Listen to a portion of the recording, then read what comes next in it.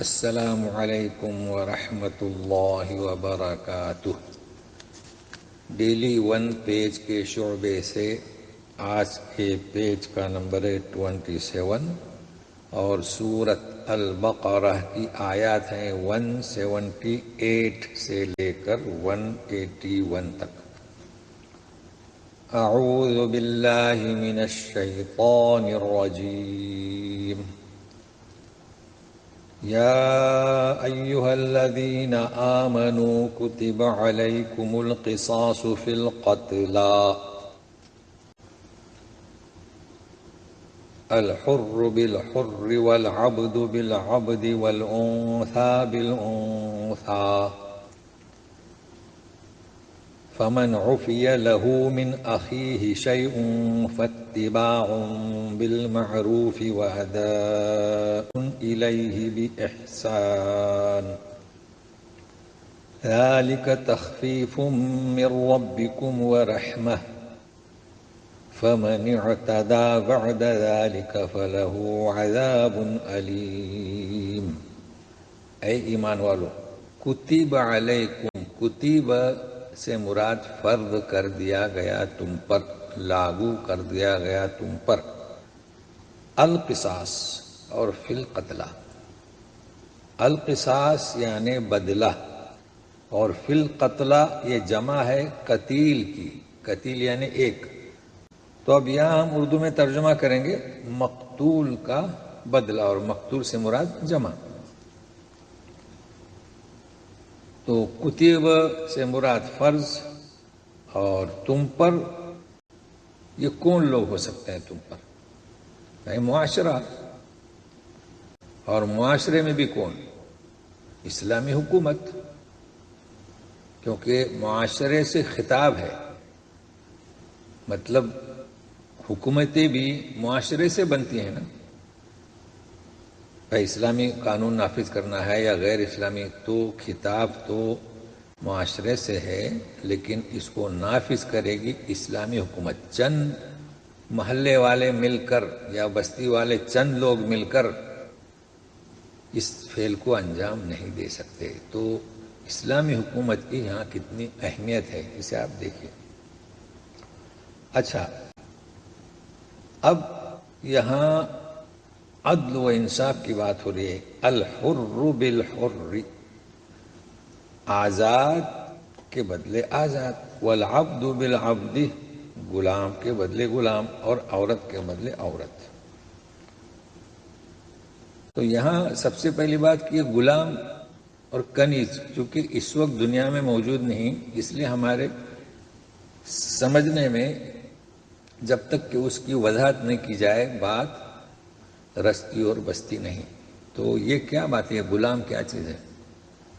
اصل میں آزاد کسے کہیں گے؟ جیسے کہ ہم لوگ آزاد ہیں اور اس وقت غلام موجود نہیں ہے، تو ہمارے مقابلے میں غلام، یعنی غلام ایک ایسے لوگ رہتے تھے جس میں ظاہر ہے کہ وہ خاندان، تو اس میں مرد عورت، تو ہمارے یہاں کہتے ہیں کنیز، باندی، جی، تو وہ اپنے آپ کے مالک نہیں ہوتے تھے۔ نوکر نہیں، نوکر میں تو فرق ہے۔ ہمارے یہاں نوکر آتے ہیں، چند گھنٹہ کام کر کے معاوضہ لے کر چلے جاتے ہیں، وہ اس طرح نہیں، بلکہ خریدے جاتے تھے، فروخت کیے جاتے تھے، اور اپنے آقا کی مملوک، یعنی وہ ان سے کام لیتا تھا، کھانا دیتا تھا رہنے کے لیے، بس باقی وہ اپنی ملکیت کچھ بھی نہیں رکھ سکتے تھے، کیونکہ وہ تو مملوک ہیں، وہ کیا رکھیں گے؟ بیچ دیے جائیں گے۔ جی، تو یہ تو اللہ تبارک تعالیٰ نے کلام پاک میں دھیرے دھیرے ان کو آزاد کرنے کی ترغیب دی۔ تو آپ اسے پڑھتے ہیں ہم لوگ قرآن سے، فَكُّ رَقَبَةٍ، گردن کی چھڑانے میں، وَفِي الرِّقَابِ، تو ترغیب دی قسم کے کفارے میں، اور کوئی گناہ ہو جائے تو غلام کو آزاد کریں، اس طریقے سے ترغیب دی ہے۔ یکجا صورت میں کیوں نہیں دی؟ کیونکہ مان لیجئے کسی بستی میں 50 عورتیں اور 50 مرد، اور بڑے شہر میں تو کتنے سینکڑوں، اچانک ان کو آزاد کر دیا جائے تو رہیں گے کہاں؟ اس لیے اس میں حکمت کے تحت دھیرے دھیرے ایک ایک کر کے ان کو آزاد کرنے کی ترغیب دی گئی۔ تو اب آپ نے ذہن نشیں کر لیا کہ عبد. تو زمانے جاہلیت میں یہ ہوتا تھا کہ جب کوئی قتل کر دے کسی کو تو اس کے بدلے میں قاتل کو قتل کرنا ہے تو غلام کو پیش کرتے تھے.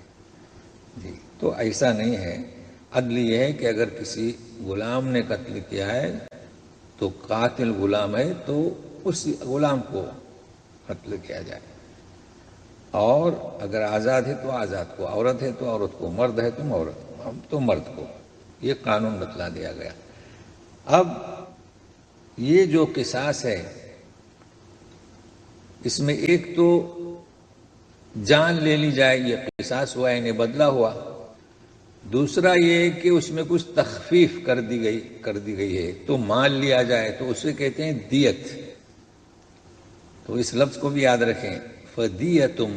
اور ایک ہے فدیہ. فدیہ تو روزے کے بدلے میں جو غلہ یا کھانا دیا جاتا ہے اسے فدیہ کہتے ہیں. جیسے کہ فدیتن طعام مسکین، تو روزے کے حکام میں ہے. اور یہ ہے دیت. تو فمن عفی لہ من اخیہ شیء فاتباع بالمعروف واداء الیہ باحسان. دیکھیے اگر معاف کر دیا گیا، ظاہر ہے کہ معاف کسا مقتول یعنی مقتول کے وارثوں میں سے، اور جسے قتل کیا گیا اس کے حق سے من اخیہ. تو جب معاف کر دیا گیا کچھ تو اب کیا کیا جائے گا؟ معروف کی پیروی کی جائے گی. معروف یعنی کیا؟ میں معاف کر دیا انہوں نے، تو اب پسندیدگی مناسب طریقہ جو معروف ہے عوام اسے اچھا سمجھتے ہیں. ایسا نہیں کہ دیت کے بدلے میں آپ نے اسے معاف کر دیا تو اب دیت اتنی رکھی جائے کہ اتنی رقم کا جمع کرنا اس کے لیے بہت دشوار ہو. ایسا نہیں ہے، بلکہ پسندیدگی سے وہ ادا الیہ باحسان، اور ادا کرنے کے لیے بھی حسن خوبی کا طریقے کو اپنایا جائے. اچھا اب دیکھیے کہ مان لیجئے کہ جیسے کہ یہاں پر 1,00,000 ریال ہوں گے، اپنے یہاں 5 لاکھ ہوں گے، جو بھی مطلب ہے کہ رقم مقرر کر دی جائے. اب یہ کہ وارثوں کو تانا نہ دیا جائے کہ دیکھیے ایک شخص ان کے ہاں قتل ہوا، اس کے بدلے میں خوب رقم لے کر اب مزے اڑا رہے ہیں. ایسا نہ ہو. تو اللہ تعالیٰ کیا فرماتے ہیں؟ ذالک تخفیف من ربکم ورحمہ. اب گنجائش ہی نہیں ہمیں کہنے کی کہ چلو رقم لے لی. یہ آسانی ہے، رحمت ہے. تو آپ غور کیجئے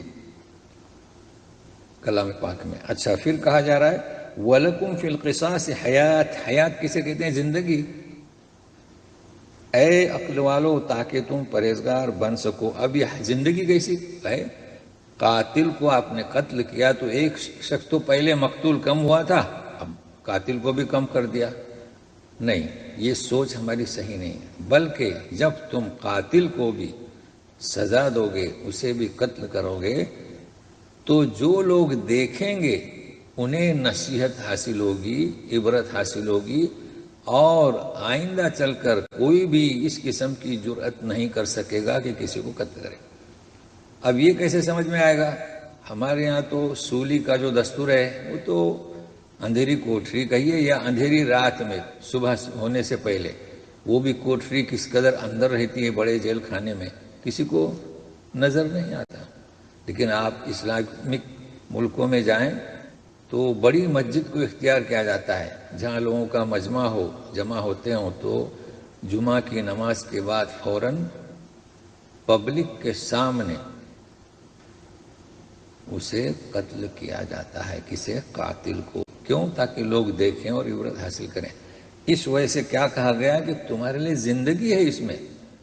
اگر قاتل کو سزا نہیں ملے گی تو قتل ہوتے رہیں گے، لہذا اس میں زندگی ہے. اے عقل والو تاکہ تم متقی بن سکو.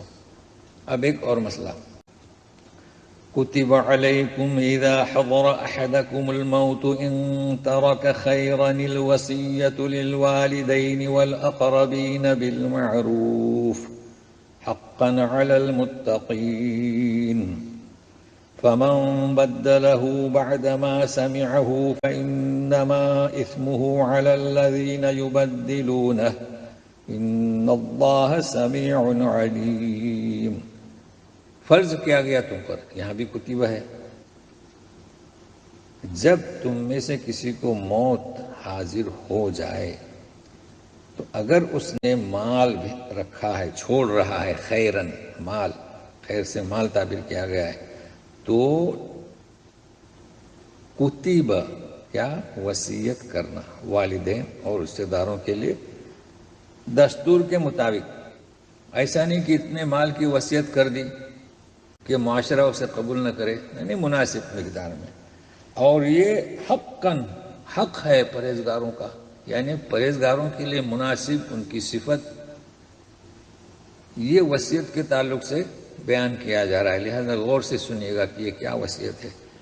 پھر یہ کہ جو کوئی بدل دے سننے کے بعد، یعنی اس نے وصیت کی، سفر میں ہے یا مکان میں ہے اور اسے معلوم ہوا کہ اس کے آخری لمحات ہیں، تو اس نے وصیت کی تو چند لوگوں کے سامنے کرے گا، تو اب انہوں نے اسے تبدیل کر دیا، جی اس نے جو مقدار بتلائی تھی اور جن کے نام اس میں تبدیلی کر دی، تو کہتے ہیں کہ اس کا گناہ تو انہی لوگوں پر ہے جنہوں نے تبدیل کیا، کیونکہ وہ تو اب موجود نہیں، اور اللہ تعالیٰ خوب سننے والا، خوب جاننے والا ہے. یہ آخری آیت کا تو مسئلہ بہت آسان ہے سمجھنا، تو لیکن اب وصیت ہے کیا، تو آپ کو معلوم ہونا چاہیے کہ کلام پاک میں کچھ آیات ایسی ہیں کہ ان کا حکم منسوخ ہو گیا مگر پڑھی جاتی ہے، اس میں سے یہ آیت ہے.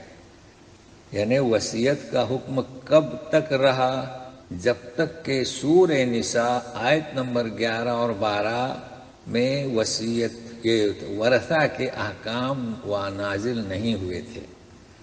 تو جب ورثہ کی تقسیم سورہ نساء میں آ گئی تو کیا مطلب اس کا کہ یہ آیت منسوخ ہو گئی. تو آپ کی معلومات کے لیے ایسی اور بھی آیتیں ہیں کہ جن کی تلاوت ہو رہی ہے اور حکم منسوخ ہے. ایسی بھی آیتیں ہیں کہ تلاوت نہیں ہو رہی ہے، تلاوت بھی نہیں اور حکم بھی نہیں. البتہ ایک چیز باقی ہے کہ نبی کریم صلی اللہ علیہ وسلم نے فرمایا کہ الثلث، 1/3 ہم کہیں گے، یعنی مال کے 3/3 کر دیے جائیں، 1/3 جو ہے وصیت اس میں کر سکتا ہے. تو یہ کوئی ضروری نہیں کہ ایک 1/3 میں ہی کرے، کم بھی کر سکتا ہے. مطلب ہے کہ مقدار جو مقرر کی ہے نبی کریم صلی اللہ علیہ وسلم نے وہ کتنی 1/3 کی. تو اب اس کا مطلب بالکل واضح ہوا کہ وصیت کرنا پہلے ضروری تھا. کب تک؟